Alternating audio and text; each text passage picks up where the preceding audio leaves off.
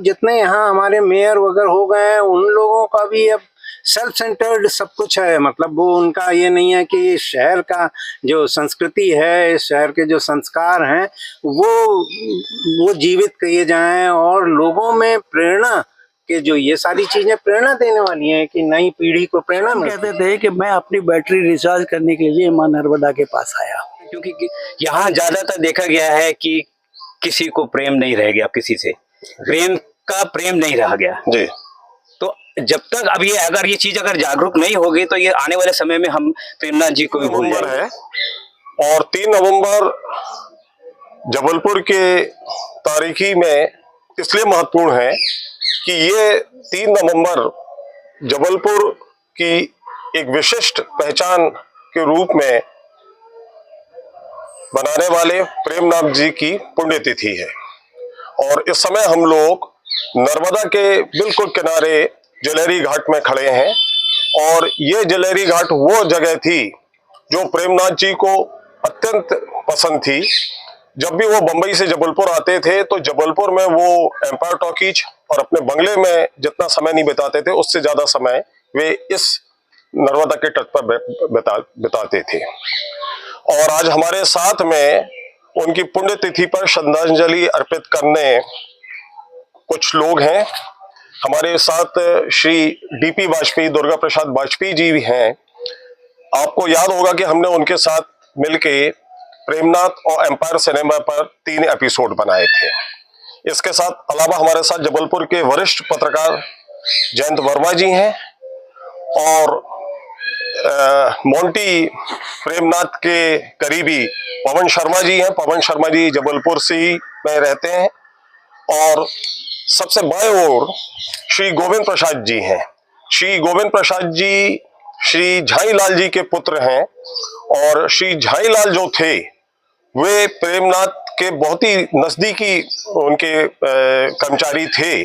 और जब प्रेमनाथ इस नर्मदा के तट पर आते थे तो श्री झाईलाल के ही घर में जो खाना बनता था वो खाया करते थे। तो मैं सर्वप्रथम यहाँ पर जो प्रेमनाथ जी की समाधि बनी है और बाएं तरफ नीचे की ओर प्रेमनाथ जी ने पृथ्वीराज कपूर की समाधि का निर्माण करवाया था। दरअसल प्रेमनाथ अपने गुरु के रूप में अगर किसी को चिन्हित करते थे तो वो थे हिंदी सिनेमा के महान कलाकार पृथ्वीराज कपूर को। क्योंकि जब वो बंबई गए और उन्होंने सिनेमा में अपना अभिनय करने की शुरुआत की तो उसके पूर्व उन्होंने पृथ्वीराज कपूर के पृथ्वी थिएटर में नाटकों से अपनी शुरुआत की थी। प्रेमनाथ जी की पृथ्वीराज कपूर जी के प्रति एक अगाध श्रद्धा थी, उनके प्रति उनका बहुत सम्मान भाव था। बाद में कपूर परिवार और प्रेमनाथ जी का जो राय करतारनाथ का परिवार है उसके बाद में वैवाहिक संबंध स्थापित हुए। जब प्रेमनाथ की बहन कृष्णा मल्होत्रा जी का विवाह पृथ्वीराज कपूर के बेटे और हिंदी सिनेमा के सबसे बड़े शोमैन कहे जाने वाले राज कपूर से हुआ। तो मैं श्री डीपी वाजपेयी जी से उन पुरानी चीजों को याद करवाना चाहूंगा कि ये प्रेमनाथ जी की समाधि बनी, उसके पहले यहाँ पर पृथ्वीराज कपूर की समाधि थी। तो ये कैसे ये सब चीजों का विकास हुआ? नहीं, एक्चुअली क्या है कि प्रेमनाथ जी परम नर्मदा भक्त थे जी। और नर्मदा से उनका इतना लगाव था कि माने वो नर्मदा को ये कहते थे कि नर्मदा मेरी शक्ति दाहिनी है। वो जब कभी भी जबलपुर आते थे या किसी फिल्मों में काम करने के बाद यदि कोई अवकाश मिलता था तो वो यहीं आके रहते थे और स्वयं कहते थे कि मैं अपनी बैटरी रिचार्ज करने के लिए मां नर्मदा के पास आया। नर्मदा जी से उनका इतना लगाव था कि यहाँ रहते हुए उन्होंने 3 बार नर्मदा ज्योति के दर्शन किए, जो बड़े मुश्किल से किसी बिरले पुरुष को प्राप्त हुए होंगे, मगर 3 बार उन्होंने नर्मदा ज्योति के दर्शन किए। 1975 के करीब जब नर्मदा में बाढ़ आई थी तो यहाँ सारा ग्वारी घाट डूबने के लिए था और यहाँ प्रेमनाथ जी की एक पर्णकुटी थी। उस पर्णकुटी में वो अपने बाईं ओर जी यहाँ एक पर्णकुटी थी और उस पर्णकुटी में उन्होंने अपना आसन लगाया और अध्ययन करने लगे। यहाँ प्रेमानंद आश्रम के जो संचालक थे, उन्होंने खबर भिजवाई कि भाई यहाँ इतनी बाढ़ आई है, आप लोग यहाँ से निकलिए, नहीं तो आपकी पर्णकुटी भी बह जाएगी।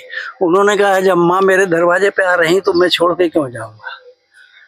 और अंततोगत्वा हुआ ये कि नर्मदा की लहर जब उनकी कुटी के दरवाजे पर आई तो उन्होंने बराबर नर्मदा जी का पूजन किया, शंख बजाया, और उसके बाद धीरे धीरे धीरे धीरे नर्मदा की बाढ़ कम हो गई। जी जी एक बहुत ही अद्वितीय किस्सा है जी। और लोगों को कुछ को मालूम है, कुछ को नहीं मालूम, मगर आज मैं नहीं, आपके माध्यम से, हमारे चैनल के माध्यम से जबलपुर नहीं बाकी पूरे विश्व को ये जानकारी मिल रही कि हाँ। प्रेमनाथ और की जो नर्मदा के प्रति अगाध निष्ठा थी, हाँ। उनका जो प्रेम था वो अद्भुत था। और ये भी बहुत महत्वपूर्ण बात है कि प्रेमनाथ चाहते तो उन्होंने यहाँ पर पर्णकुटी बनाई, मतलब वो पर्यावरण के प्रति भी बहुत ध्यान रखा करती नहीं, थी। बिल्कुल सही बात है आपकी जी। कि पर्यावरण के प्रति तो था ही उनका, जी। लेकिन एक चीज जो मैंने खुद देखी है जी। कि प्रेमनाथ जी सुबह से जब यहाँ अपना स्नान करके और रामायण पाठ करना या जो भी पाठ पठन करते थे, जी। और चिड़ियों को जो है वो दाना चुगने के लिए डालते थे, जी जी तो चिड़िया जो है वो प्रेमनाथ जी के पास आके जी और एक एक दाना चुगती थी। जी। और कभी किसी पक्षी ने ऐसा कुछ वो नहीं किया कि जो मूवमेंट नहीं हुआ उनका, मतलब वो कि उड़ गई हो, यहाँ और नहीं। प्रेमनाथ के आने के बावजूद भी वो अपने हाँ। दाने चुगती रहती हाँ। थी। मैं एक चीज और आपसे जानना चाहता हूँ कि हम समाधि के बारे में, प्रेमनाथ जी की समाधि और पृथ्वीराज कपूर जी की समाधि के बारे में बात करें। ये हमारे सामने जो आपके सामने ये कॉटेज है, इस कॉटेज का निर्माण कब किया था प्रेमनाथ ने? नहीं, एक्चुअली इस कॉटेज का निर्माण ऐसे हुआ, ये फैब्रिकेटेड है। एक बार वो बॉम्बे से जा रहे थे, वहीं कहीं उन्होंने रास्ते में रोड में किराने में देखा कि एक फैब्रिकेटेड कॉटेज का जी सैंपल लगा है। जी उन्होंने वहीं उसको बुक किया जी और यहाँ ट्रक से पूरा जी भेज दिया इसको। जी उस समय एम्पायर थिएटर में कैप्टन विर्क जो है जी वो मैनेजर हुआ करते थे और सारी जवाबदारी उन्होंने उनके ऊपर दे दी। जी तो इसको फैब्रिकेट करने में काफी वो हुआ। नीचे ड्राइंग रूम है, जी लाइब्रेरी उनकी बहुत, माने वेद पुराण जी और बहुत समृद्ध लाइब्रेरी थी। Yes, जी, बहुत- तो वो यहीं पे रहा पे करते थे और यहीं अध्ययन करा अध्ययन करते करते थे। जी जी। और ऊपर जो है उनका ये आपको याद होगा ये किस सन में बनी होगी लगभग? ये 70 के बाद बनी है कि 70 के पहले बनी है? 72 के 73 74 के ये करीब 73 74 के बनी है। और ये जबलपुर की सबसे पहली फैब्रिकेटेड कॉटेज थी। आज भी आज भी जबलपुर की है, फैब्रिकेटेड। मतलब इसके बाद ऐसा कोई निर्माण यहाँ पर नहीं हुआ। नहीं। तो मतलब हम ये कह सकते हैं कि वो प्रेमनाथ खाली अध्यात्म के प्रति जागरूक नहीं थे, वो इंजन के प्रति भी जागरूक थे और नई चीजों को वो अडॉप्ट करते थे। नहीं, उनका तो हर उसमें जो है वो जी, नई चीजों को वो माने एक्चुअली प्रेमनाथ जी जो है बहुमुखी प्रतिभा के धनी थे। जी जी माने ज्योतिष में भी उनका अच्छा अध्ययन था, जी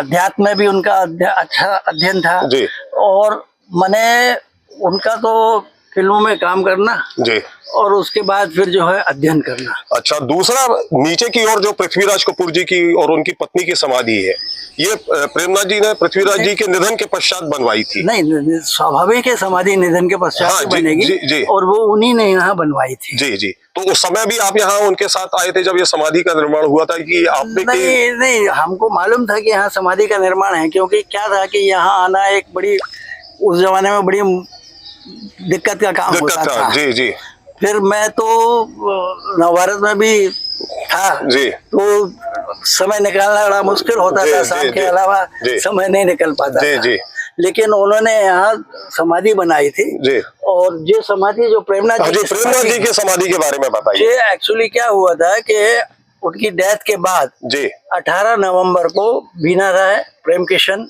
और कैलाश नाथ माने मोंटी जी तीनों यहाँ आए। जी और तीनों के यहाँ आने के बाद जी ये समाधि जो है, जी मैंने उस समय मैं व्यवस्थापक था एम्पायर का, जी तो उस समय जो एक आदमी को लगा के और रातों रात इस समाधि को तैयार जी करवाया। जी दूसरे दिन जो है वो यहाँ उनका अस्थि विसर्जन हुआ जी। और त्रयोदशी संस्कार हुआ, जी जिसमें यहाँ के लोगों को भोजन कराया गया, पंडितों को दक्षिणा दी गई जी और बड़े उससे जी उनका त्रयोदशी संस्कार यहाँ मनाया जी। गया। हमारे साथ में श्री गोविंद राम जी भी हैं। गोविंद राम जी सामने आइए। और नहीं, आप मुझे, मैं आपके पिता झाईलाल जी के जो आप लेकिन बचपन में देखा कुछ आपको याद है प्रेमनाथ जी का, ये तो आप बता सकते हैं? हाँ, वो पूजा करते थे शंकर जी तो नर्मदा स्नान। जी, तो आपसे वो रूबरू हुआ करते थे, आप उनको देखते थे? जी जी। नर्मदा से पत्थर उठा के लाते थे, बोलते थे नर्मदा के कंकड़ सब शिव शंकर, ये प्रेमनाथ जी बोलते थे? प्रेमनाथ जी बोलते थे। और ला करके पर्णकुटी के चारों तरफ जी। उनको रखते थे, नहला धुला के फिर हम उसमें घी लगाते थे। अच्छा, देसी घी। हाँ, वो चमकते रहते थे। जी जी। तो ये रोज का ये क्रम रहा करता था जब तक वो रहते थे, कुछ ना कुछ उठा के लेके आते ही थे। जी जी जी। और उनको यहाँ सजा देना चारों तरफ। मतलब जितनी आपको अपने पिताजी जो झाईलाल जी थे, जो कि प्रेमनाथ के सबसे करीब थे, जो उनको खाना बना कर खिलाते थे, उतनी मतलब आपकी भी स्मृति है उनकी बचपन की, आपकी जो प्रेमनाथ जी के साथ में। हाँ। और आपने प्रेमनाथ जी को मतलब जब आप जब यहाँ उनको आपको अपनी स्मृति पर जोर डालिए कि आपने कितने साल की उम्र तक उनको देखा होगा? 15-16 साल के जब आप रहे होंगे? उस समय 12 साल का। आप जब 12 साल के थे। चलिए, हमारे साथ में श्री पवन शर्मा जी हैं, और पवन शर्मा जी जबलपुर में एक बहुत बड़े कंस्ट्रक्शन के में इनका नाम है, और ये मोंटी कपूर, जो कैलाश कपूर है प्रेमनाथ जी के छोटे बेटे मल्होत्रा, उनसे इनका संबंध है। और यहाँ जो उनकी मोंटी की एक परिकल्पना है, लाइट एंड साउंड और दूसरी चीजें, उसके बारे में ये काम कर रहे हैं। और तो पवन जी, हमको बताइए कि भविष्य में क्या उनकी योजना है? देखिए, जैसे कि अभी वाजपेयी जी ने बताया कि किस तरीके से प्रेमनाथ जी का यहाँ से प्यार था, किस तरीके से अध्यात्म से, किस तरीके से वो हर चीज़ से जुड़े हुए थे, जो कि उनकी एक सोच। मैं भी आपको एक किस्सा बाहर का बताऊंगा, लेकिन अभी जो मोंटी जी से हमारी जो चर्चा चल रही है वो ये है कि यहाँ पर एक फिल्म एंड एक्टिंग स्कूल बनाने की, जिससे कि हमारे प्रदेश के जितने भी लोग हैं, बहुत टैलेंटेड लोग हैं जबलपुर में, टैलेंट से कोई भरमार भरी पड़ी है, लेकिन कभी कोई अपॉर्चुनिटी, कभी कोई स्टेज, कोई ऐसी चीज मिली नहीं। जब तक प्रेमनाथ जी थे तब तक बहुत सारे कलाकारों को उन्होंने बॉम्बे में फिल्मों में काम दिया है, बहुत अपॉर्चुनिटी दी है, कोई सिंगर बना है, कोई कुछ बना है, आप लोग सब जानते होंगे इस चीज के बारे में। लेकिन अब जैसे कि मोंटी जी का चाहत है कि एक एक्टिंग स्कूल यहाँ डेवलप हो जाए, और साथ में यहाँ पर laser and sound and laser show चालू रहे, और जो कि पर्यटन के लिए भी जबलपुर का विकास होगा, इसमें जो पर्यटन का नाम होगा, और अल्टीमेटली ये जो अब जगह है जिस तरीके से आज देख रहे हैं वो डेवलप हो जाए तरीके से। उन्होंने काफी सहयोग के लिए बहुत बड़े बड़े लेवल पे, भोपाल में मिनिस्टर लेवल पे, मुख्यमंत्री लेवल पे, और अपने यहाँ प्रोजेक्ट्स में कमिश्नर लेवल पे किया, लेकिन वो चीज आगे बढ़ नहीं पाती कोई ना कोई कारण, क्योंकि यहाँ ज्यादातर देखा गया है कि किसी को प्रेम नहीं रह गया, किसी से प्रेम नहीं रह गया जी। तो जब तक अगर ये चीज जागरूक नहीं होगी तो ये आने वाले समय में हम प्रेमनाथ जी को भी भूल जाएंगे, यहाँ के लोग, क्योंकि आज की पीढ़ी जानती ही नहीं है। और मेरा कहने का मतलब है, मैं तो आज यहाँ से बोलता हूँ कि Premnath ji is a son of Jabalpur हैं। उन्होंने जब टॉकीज को अपने हाथ में लिया, जब उन्होंने जिस तरीके से इस एरिया को डेवलप किया, जब वो आते थे यहाँ पर, कितनी पिक्चरों की शूटिंग करवाई, उन्होंने ही फोर्स करा के यहाँ लाए के अपने तरीके से काम कराया। तो इतना डेवलपमेंट उन्होंने उस टाइम में सोचा था और अपने लोगों को आगे बढ़ाने की सोची थी। तो आज क्या हम लोग का इतना भी दायित्व नहीं बनता कि क्या हम लोग सब एक होके यहाँ पर जितने भी अगर फिल्म आर्टिस्ट और यहाँ के जितने भी लोग जुड़े हुए हैं, एक होके इस एरिया को डेवलप कर पाएं, कलेक्टर के पास जाएं, दूसरे लोगों के विभाग के पास जाएं और इसको अपने एक रास्ते पे लाएं। क्यों नहीं कर सकते? लेकिन क्या है कि जागरूकता नहीं है यहाँ पर हमारे शहर में, और इसके लिए वो बड़े दुखी भी होते हैं कई बार। और आज भी आप देखिए पेपर में उनका कितना स्टेटमेंट वगैरह आया, सब कुछ आया, वो हमेशा कोशिश करते हैं। लेकिन एक आदमी बॉम्बे में बैठा वो रोज तो यहाँ आ नहीं सकता। हम लोग सब आते हैं, आज आते हैं, श्रद्धांजलि देते हैं और चले जाते हैं। वो भी किसी को पता है, किसी को नहीं पता। आधे से ज्यादा जबलपुर की फिल्म आर्टिस्ट लोग को ये नहीं मालूम कि यहाँ पृथ्वीराज कपूर जी की भी समाधि है और प्रेमनाथ जी की भी समाधि है। क्यों नहीं है? क्यों जागरूकता नहीं है? ये प्रश्न मैं उन्हीं कलाकारों से पूछता हूँ जबलपुर के, जो अपने आप को बड़े महान कलाकार बनने की कोशिश करते हैं और उनकी धूल भी नहीं बनते। बिल्कुल आपने सही बात बोला कि मुझे ऐसा महसूस होता है कि जितना प्रेमनाथ जी की पुण्यतिथि या पृथ्वीराज कपूर की पुण्यतिथि बंबई याद नहीं रखती है, उतनी पुण्यतिथि दोनों महान कलाकारों की जबलपुर शहर के कुछ चुनिंदा लोग तो कम से कम याद रखते हैं। और हमारे बीच में जबलपुर के वरिष्ठ पत्रकार जयंत वर्मा जी भी हैं। तो मैं जयंत वर्मा जी से जानना चाहूंगा कि आपने तमाम बातें श्री डीपी वाजपेयी जी की सुनी, श्री गोविंद राम जी की सुनी, श्री पवन शर्मा की सुनी और तमाम बातें सुनी।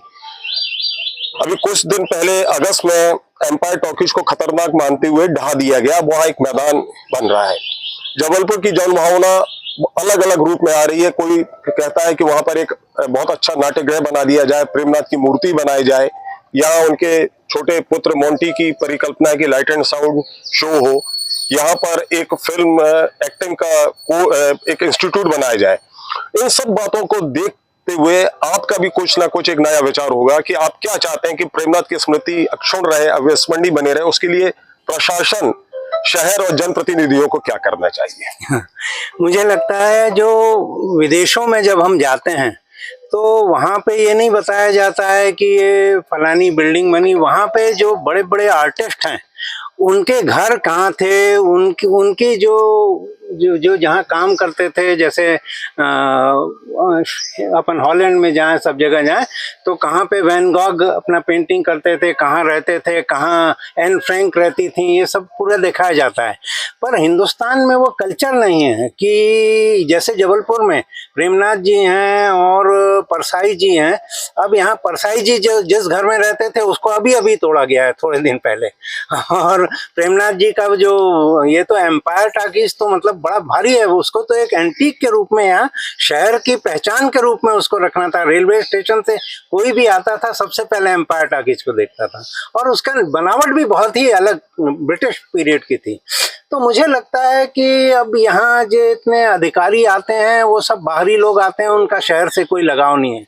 और शहर में भी अब जितने यहाँ हमारे मेयर वगैरह हो गए हैं उन लोगों का भी अब सेल्फ सेंटर्ड सब कुछ है। मतलब वो उनका ये नहीं है कि शहर का जो संस्कृति है, शहर के जो संस्कार हैं वो जीवित किए जाएं, और लोगों में प्रेरणा के जो ये सारी चीजें प्रेरणा देने वाली हैं कि नई पीढ़ी को प्रेरणा मिलती है इससे, तो वो सब नहीं हो रहा है। तो मुझे लगता है कि एक पहल होनी चाहिए इसके बारे में कि जबलपुर के जो महान हस्तियां हैं और जो यहाँ के ऐसे स्मारक हैं, जो यहाँ की स्मृति चिन्ह है, उनको कैसे संजो के रखा जाए। और मास्टर प्लान जब बनता है तो उसमें इनको दर्शनीय स्थल के रूप में उनको आइडेंटिफाई किया जाना चाहिए, और उसकी एक जोनिंग होनी चाहिए कि आदमी आए तो इन सब चीज़ों को, दर्शनीय स्थलों को जाए। तो यहाँ जबलपुर के टूरिस्ट मैप में इसको लाना चाहिए और इसके लिए पैसा खर्च किया जाना चाहिए। तो मुझे लगता है कि ये काम हो नहीं रहा है, और अब